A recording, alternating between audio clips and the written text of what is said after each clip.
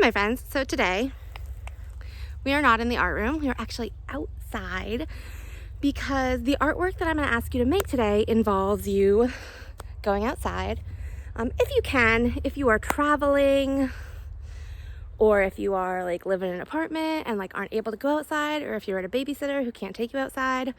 I'll talk towards the end of the video about something you could do instead. Okay, but we are outside today because the type of artwork that we are going to make today involves using natural materials. So a natural material is a material like a stick, a rock, a stone. Something that is not a natural material is a pencil, right?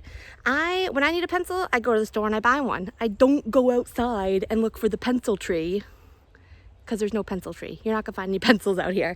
No crayons, no paint, no paintbrushes, none of that. We're just gonna use what we find outside. So we are going to make something called a mandala, which is a piece of circular artwork that uses kind of a center point, and then the design kind of radiates. It's actually called radial symmetry, radiates from that center point. So when you go outside, what I am going to ask you to look for are natural objects that you can use to make a pattern. We know that a pattern is something that repeats. So I'm not going to find one stick, one rock, one leaf, one flower, one piece of bark, and try and make a mandala with those. I'm gonna find maybe one leaf for my center point, and then I'm gonna find 6 rocks to go around the outside, or 10 leaves, because I'm going to make my pattern come out from the center. So as you're picking your objects, there are a few guidelines that I would like you to think about. I'd like you to think about the shapes of the objects. Like I'm actually at school, but I'm out on the nature trail at school, at the Holden School.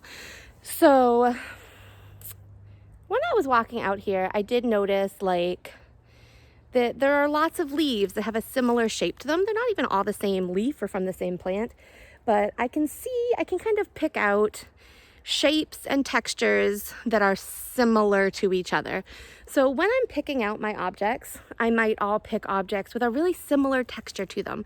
Like I might pick a lot of different types of leaves that have a similar texture.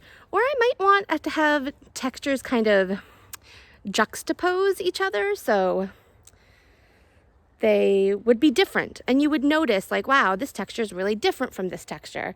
When we make artwork with natural objects, a lot of the times what we're doing is we are taking objects from the world and pointing something out about them. Like we looked at, or are going to look at, the artwork of an artist named Andy Goldsworthy. So he uses a lot of natural materials, things that exist in the world already. Like I'll insert a picture here of an artwork that has like lots of different leaves. They're all the same leaf from like the same plant. And he makes this really beautiful gradient of color. So he's taking something that existed in the world already, and he's pointing out to you, and he's making you notice and realize and appreciate all the variations of color that leaf goes through in its like process, its journey to fall. So I think that's what nature and natural art or land art really does really well, is it takes the world that we exist in and makes you realize something special or important about it. It's a type of artwork that I really enjoy, and I hope you enjoy as well. So I'm outside. You're about to be outside. Before you go outside, got to talk to your parents before you go outside, or your babysitter, mother, father, sister, brother, adult you are with. Because, right, are you allowed to just leave your house on your own? Maybe you are. I don't know. I'll make your rules at home. But some of you probably aren't allowed to just like walk out your door. So make sure you have talked to an adult about that. Pretty please. I just touched my phone and it jiggled. Also, so like if your mom, sister, brother, grandmother has a beautiful garden that they have put hours and hours of work into, should you pick their flowers? Please don't pick like planted flowers or something that it's gonna like bother. Don't destroy anything that you didn't create and that doesn't belong to you. So I'm out in the middle of the woods, so I can pretty much pick up anything I want to.